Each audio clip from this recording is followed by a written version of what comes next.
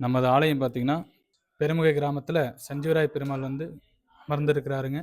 மலைய கொண்டு போகும்பொழுது அதிலிருந்து விழுந்த சிறு குன்று தான் வந்து சஞ்சீவி மலையா போற்றப்படுதுங்க. அந்த விழுந்த குன்று தான் நமது ஆலயத்தினுடைய மூலவரா இருக்கிறாரு.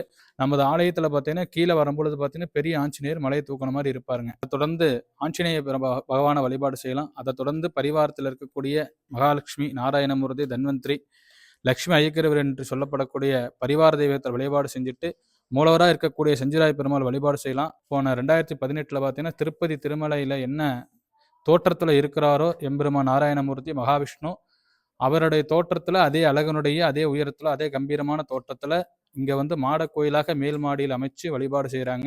விசேஷ பூஜைகள் பார்த்தீங்கன்னா, மேல இருக்கக்கூடிய திருக்கோடி குன்றுல வந்து வருடத்துல சனிக்கிழமை புரட்டாசி சனிக்கிழமை தோறும் திருக்கோடி தீபம் ஏற்றுவாங்க. கார்த்திகை தீபத்தன்றைக்கு திருக்கோடி தீபம் ஏற்றுவாங்க. வைகுண்ட ஏகாதசிக்கு சொர்க்கவாசல் தொடர்ந்து அந்த அன்னைக்கு திருக்கோடி தீபம் ஏற்றுவாங்க. இது வந்து ரொம்ப விசேஷமான வருடாந்திர பூஜை.